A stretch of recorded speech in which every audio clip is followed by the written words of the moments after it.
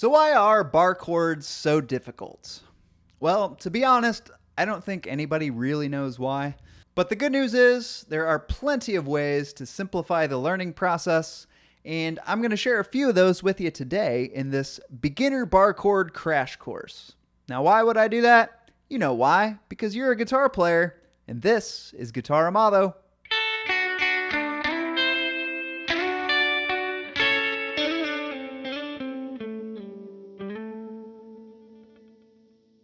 Well, hello everyone, and welcome back. I'm so glad that you can join me on another exciting edition of GuitarAmado. I'm your host, Adam Amado, and I'm coming at you every Friday with brand new episodes, so be sure to hit that subscribe button if you like what you see.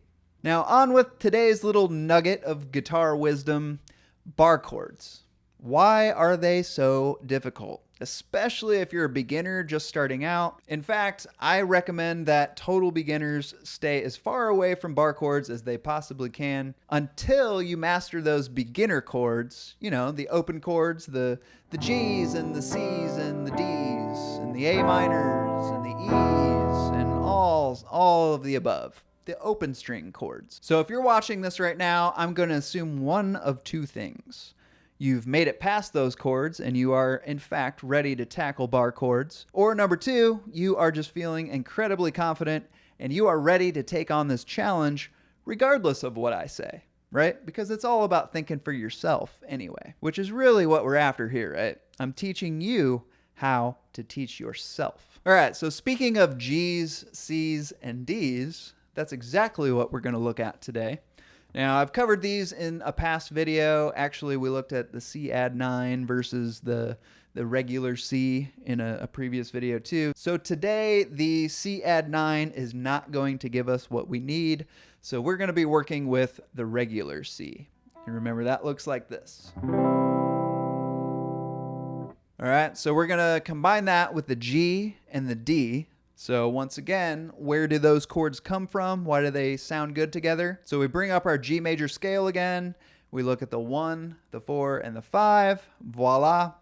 We got G, C, and D. So that's where those chords come from. This is a 1, 4, 5 chord progression. And remember, you can absolutely put those chords in any order that you want to, and they will sound good together. But today, we're just going to keep it nice and simple, and we're just going to go 1, 4, 5, and then we're going to end it. So this is resolving the chord progression back to 1. So it'd be one time through.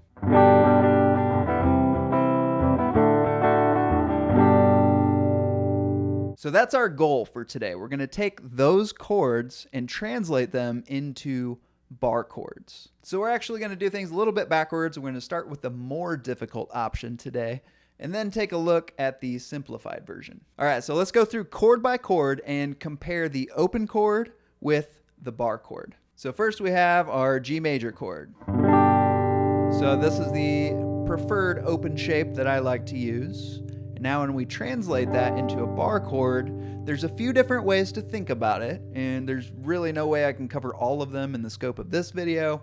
But the idea here is to get you thinking about how you like to visualize the fretboard. What relationships do you see with these chords? So the way I look at it is just like common notes. So with this G chord, you can see the 3rd fret is used on 3 different strings. So that's kind of a clue right there.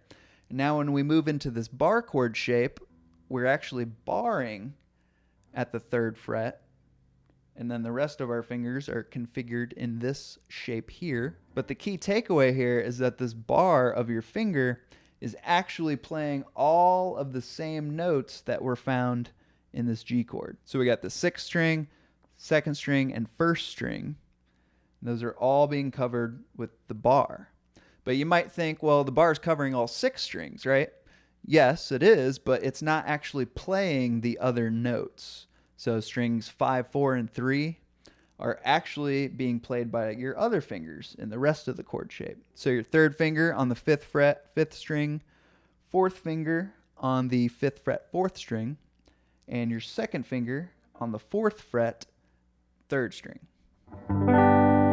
So when I place these fingers in front of my bar, it cancels out all of the notes that would be held down by my bar. Those don't matter anymore because these notes are in front of that. It cancels it out.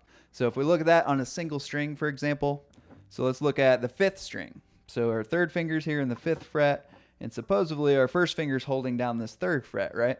So if I play this 5th fret note, and I take away my 3rd fret note, it doesn't change the sound at all. So that's what I mean by cancels it out. So this 5th fret note cancels out the 3rd fret note. All right, so now let's take a look at the C chord. So very similar to the G, I'm looking at the lowest sounding note here, and that is the 3rd fret of the 5th string. So typically in any open chord shape, that's usually a characteristic of those open beginner chords, is that the lowest sounding note of the chord is going to be what's called the root note, which is basically, it's just the letter name of the chord. So this is a C note. If I just play this by itself, it's just a C. But when I put the other notes with it, now it's a C major chord. So I'm using this C then as kind of that visual reference to relate it to for my bar, for where I put the bar. So typically with the bar chords, it's the same thing. You're going to put your bar where the root note is. So that's why being able to identify the root note is very, very helpful when you're moving into bar chord shapes. So anyway, we know we're barring in the 3rd fret for the C chord, but keep in mind we're starting on the 5th string now. So the 6th string is not being played. And a neat trick to think about here is that when you're strumming these chords, you have 2 options. You can either be very careful not to hit that 6th string, or you can mute it with one of the fingers of your left hand. And in this case, what I'm doing is taking my bar and I'm going up just enough to get underneath the 6th string so it's touching, but it's not pressing down. That way, I get minimal noise coming out of that string. It mutes it. All right, so now for the rest of this chord, the proper way to play it, you're going to take all 3 of your fingers and put them all in the 5th fret here. So it's really just kind of difficult to keep those fingers nice and neat with the clean sounding notes there. Especially when you have the bar down, because now you have to worry about the 5th string and the 1st string. So 5th string with the tip of your finger, 1st string is down here by the knuckle. All right, so that's the proper way to play it. But I like to do the cheater way, where you just ignore the 1st string and you're kind of doing more of a power chord shape here. But you're barring, so you're not really barring with your 1st finger anymore. You're barring with your 3rd finger across strings 4, 3, and 2. And then I like to kind of curve my finger a little bit, if you can get a little leeway in that joint there. Doesn't take much.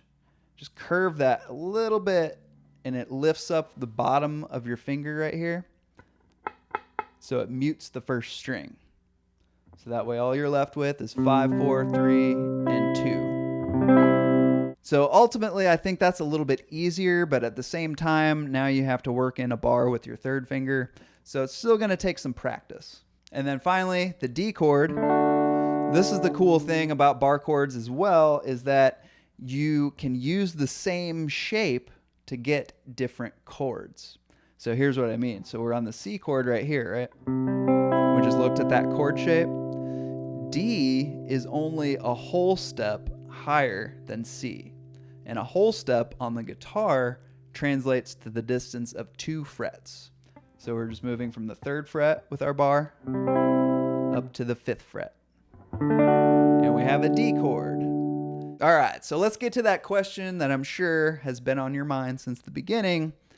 How do we simplify all this information so that you can absorb it faster and actually apply it to your guitar playing? So the solution is actually pretty simple in theory. We're just going to take these giant, massive bar chord shapes and reduce them down into smaller shapes. And the easiest way to do that is just to isolate the first 3 strings of every chord shape.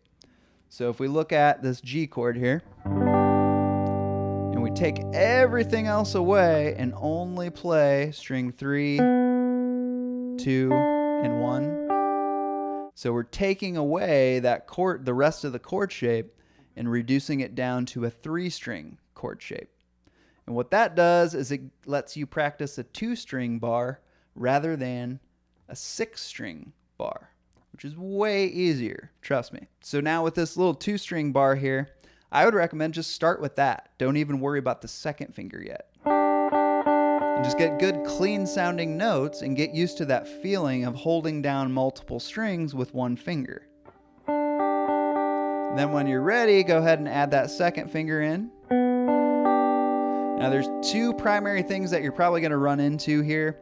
Either your second finger, when you add it, it's going to lean down a little bit and it's going to mute that second string. So you kind of do that. So what you want to watch for there is that feeling right in the pad of your second finger. You'll be able to feel that string hitting it. Be like, oh, that finger's right in the way. Okay, so I just need to be up on the tip a little more and get it out of the way. So the other thing that you're going to have to look out for, though, is when you start to add more fingers to your bar chords, it tends to mess up your bar. So you're going to have to make some slight adjustments to get those notes dialed back in. So it could be like your second finger's not touching it, but maybe you lifted a little pressure off of your first finger and you're getting a muted note that way. So it's either your second finger is touching the string or your bar got messed up when you added the fingers. So once that's feeling comfortable, move on to the C and the D chords. Now remember, those chords as bar chords are using the exact same shape, so you really only have to learn it once. So if we go back and look at the full bar chord shape now this is the proper way to do it. Remember, with all the 3 of those fingers crammed into the same fret there. That way we can include the first string at the 3rd fret. So now, remember, we're isolating the first 3 strings. We're going to take away the rest of the shape, and that leaves us with fingers 3 and 4 in the 5th fret of the 3rd and 2nd strings, and then finger 1 in the 3rd fret of the 1st string. Now, I know what you're thinking here. There's really no bar involved, so why would this help with your bar chords? Well, we can go back to the G chord, and we know that we're transitioning from this chord to that C chord. So this is very important to practice with your bar chords to get used to switching back and forth between common shapes and all that stuff. So it's way easier just to leave your bar there when you go from G to C. And actually, you can even leave your second finger down, because remember that cancellation thing? We're setting these fingers down in front of those notes on the 3rd and 2nd strings, so it cancels it out. So we can leave that full shape all the way there, and it doesn't matter. It doesn't sound any different than if we only use our first finger on the 1st string. So to me, it's a little easier, it's a little more efficient just to leave that bar there. Like, you can take your second finger away. That's usually a better practice to get into. But leaving that bar there and then just sliding that around. Remember that D chord is only 2 frets higher, so you're using the exact same shape. And now I just want to leave you with one single thought, and that is, how do you keep increasing the difficulty as you start to get better at this? So my favorite way to do that is just to use the exact same isolation technique there, isolating the first 3 strings. So with the G chord here, and your pick is still going to continue to only strum those 3 strings. But what you're going to do now is you're going to bar 3 strings with it. Then you're going to try 4. And then 5. And then finally all 6. Okay? So, I mean, you definitely want to try to be accurate with your pick and only hit those 3 strings. But the main importance of an exercise like this is getting used to moving your bar to different parts of your finger. So when you're holding down the strings, because it's never changing, you're only holding down the 1st and 2nd strings. But when you move, say, when you're barring all 6, for example, you're using this part of your finger to hold down those 2 strings. So that's where it lands when you're holding that. Whereas if you're only barring the 2 strings, you're using more of the tip of your finger to do that. So you're just getting used to how it feels to use different parts of your finger to hold down the strings. And then finally, the last step would just be to add the rest of your fingers 1 finger at a time. So I'd probably start with the 4th finger, the pinky. Just try to get that in there, and then finally the 5th finger. So the reason I recommend just 1 finger at a time, that gives you a chance to like get a feel for how that finger is going to affect the rest of your fingers that are already in place. Because chances are when you start adding more fingers, something's going to get moved, something's going to get messed up, and you're going to have to go back and figure out what those are so you can make the proper adjustments to clean up the sound. And then when you're feeling good about it, just check all 6 strings 1 at a time. Oop, we got a little buzz there, so I'm going to clean up that sound.